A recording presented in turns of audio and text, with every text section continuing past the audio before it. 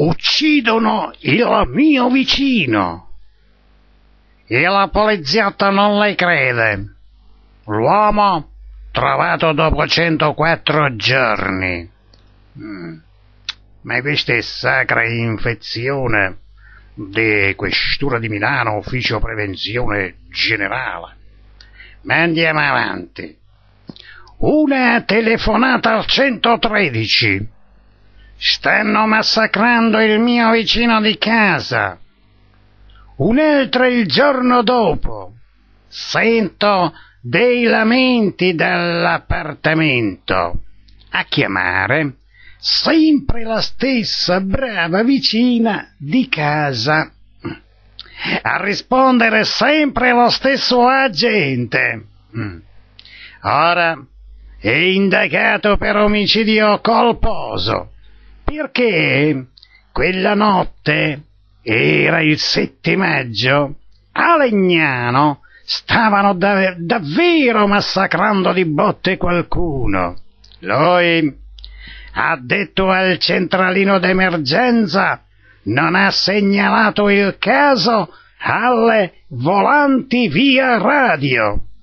E si vede che erano amici quelli che massacravano, no? La vittima è stata trovata 104 giorni dopo. Un tunisino legato al letto è morto di fame. Però, e poi dice, la gente incastrato dalle registrazioni, perché se non c'era la registrazione, e comunque il problema è della polizia in genere, non della poliziotto, del 113, che vuol dire polizia in toto. Spazio alla Maratti Letizia Priora, sindaca stellare di Milano.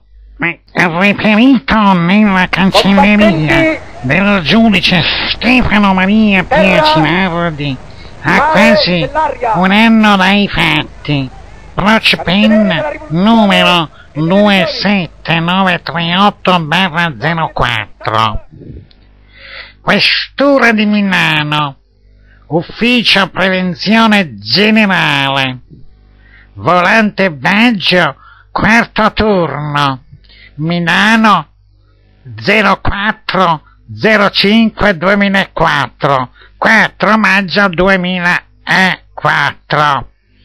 Ecco, questo è il sacro atto numero 1. È la sacra infezione di Questura di Milano, ufficio prevenzione generale. Oggetto: annotazione inerente. La prima attività d'indagine eseguita in questa via Lorenteggio Civico 30 presso locale adibito a negozio in merito ad una persona indagata in stato di libertà, tale Rossangelo, nato a Piazza Armerina N il 12/4/1948, residente a Milano in via Giambellino numero 48, tutto 48, generalizzato a mezzo CI, eccetera, rilasciata dal comune di Milano il eccetera, nulla facente. Squale dell'obbligo, viene nominato difensore d'ufficio, avvocato Selleri Paola del Foro di Milano. Del Foro di Milano, ufficio legale in Milano, via Spartaco numero 28. Ci sono le strisce, questo è un fax, ci sono le strisce. Sulle strade, nelle strade le strisce mancano, in compenso li hanno messi qua, no? Sul sacro atto numero 1, le strisce pedonali. Persona accompagnata in ufficio per identificazione di indagata in stato di libertà per il reato di resistenza e minaccia a pubblico ufficiale, violenza privata e minaccia gravi. al signor dirigente l'ufficio prevenzione generale, al signor dirigente il commissariato Porta Genova e per conoscenza al signor dirigente la Digos, al signor dirigente la squadra mobile, sede, in data odierna alle ore 19, alle ore 19:10 per motivi di opportunità negli uffici della Questura di Milano il sottoscritto agente di PG, assistente Pacquella Roberto, coadiuvato dall'agente scelto De Angelis Giuliano, con la presente riferisce quanto segue. Alle precedenti ore 16:15, su disposizione della locale CO, questo equipaggio si portava all'indirizzo in oggetto in merito ad una lite verbale, in merito all'affetto del summenzionato locale. Giunti sul posto, si prendevano contatti con il richiedente, tale Corriero Francesco, nato a Bari, eccetera, residente a Milano in via Novara Civico 62, identificato a mezzo patente di guida, eccetera, rilasciata dalla MCTC di Milano il 16/4/99 con scadenza il 6/9/2004. Lo stesso riferiva di aver stipulato contratto di locazione commerciale e relativo. Correte! Uccidono il vicino! Il poliziotto non lei crede. Ecco, non comprende.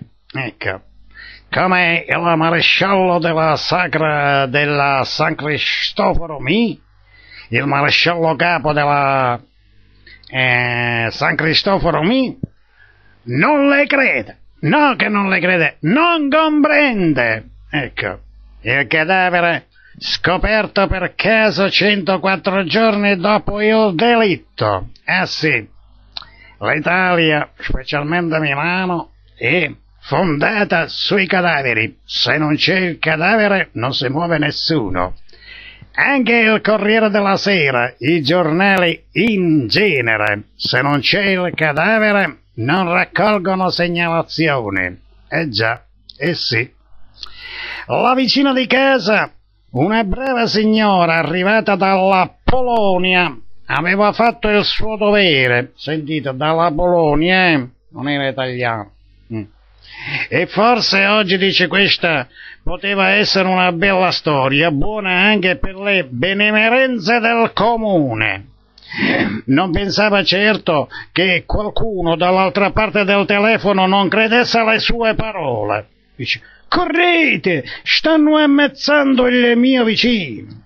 Se qualcuno al centralino del 113 del commissariato di Legnano, se era a Milano era meglio ancora, le avesse creduto, oggi avesse compreso, e non comprendono, oggi Mohammed Ben Khalifa, 52 anni, tunisino, sarebbe vivo. I poliziotti lo hanno invece trovato cadavere in casa, ormai decomposto, solo il 19 agosto, però 104 giorni dopo quella telefonata. Ora il centralinista in servizio al commissariato, l'agente commissariato Porta Genova quella di Legnano. Ora il centralinista in servizio al commissariato, quello, l'agente scelto, è agente scelto come il De Angelis Giuliano, no? È indagato dal sostituto procuratore di Milano, Piero Basilone, per omicidio colposo, Piero Basilone. Questo Piero Basilone nel 27938/04 prima e poi c'è, ci sono un po' tutti, comunque c'è o non c'è, fa parte di quella famiglia. Secondo le indagini della sezione omicidi della mobile, infatti il poliziotto non avrebbe segnalato né alla volante né ai superiori quella telefonata. E chi lo ha messo lì? I superiori, no? E allora bisogna indagare i superiori, più che indagarli, processarli. No. E neppure una successiva chiamata che la vicina ha giurato d'aver fatto il giorno seguente perché sentiva lamenti dall'appartamento. Lo hanno incastrato i CD-ROM con le registrazioni del 113 e della centrale radio acquisiti dalla procura. Però,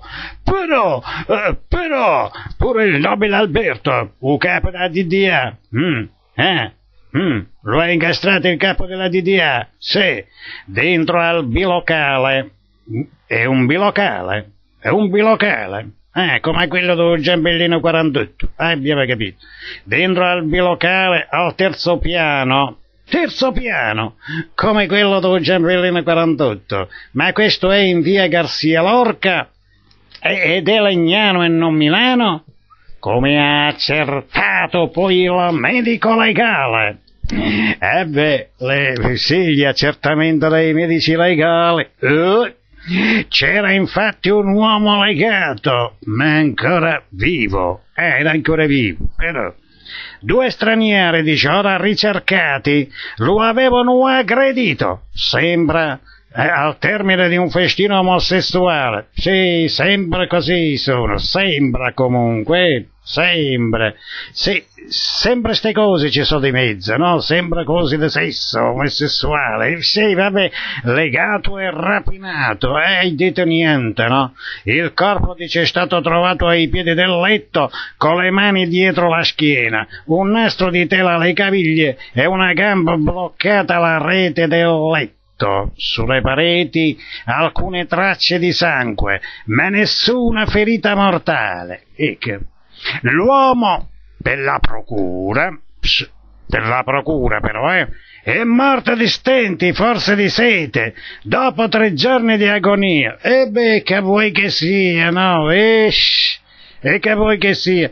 Quanto ai suoi aguzzini, se n'erano andati nella notte del 7 maggio con l'auto della vittima, una Opel Astra. Però sono saliti, dice, sull'auto, dopo aver armeggiato vicino alla portiera. Ha raccontato sempre la vicina. Povera vicina. Adesso mi sa che indagheranno la vicina. Ma pochi minuti dopo, dice, alle 3:45, si erano schiantati lì vicino contro un'auto e avevano abbandonato l'Astra fuggendo. L'autista aveva chiamato la polizia, che si dice d'arrivata, ma aveva, come da prassi, limitato l'intervento al recupero della vettura, però affidata a un autoparco.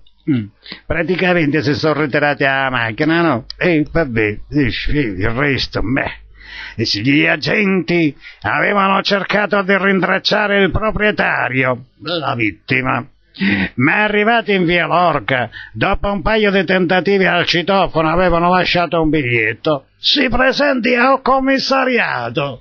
Sì, ma la cosa sembrava finita lì, fino al 19 agosto, quando, dovendo chiudere quel caso, gli agenti sono tornati nella palazzina. L'odore di morte attraverso la porta, la TV accesa e la scoperta del cadavere. Però solo allora qualcuno ha bussato alla vicina di casa del primo piano e scoperto che quella notte l'allarme era arrivato. Davvero? Però, sì, andiamo avanti, va. L'agonia. La vittima è stata trovata legata alla rete del letto e ammanettata dietro la schiena. È morta di stenti. Ma non è che erano gli stessi. Ma qui lasciamo perdere. Sacra infezione de Questura di Milano, ufficio prevenzione generale. Questo è Milano, la Lombardia, un ordine. Poliziotti made in Italy con licenza di uccidere, regalata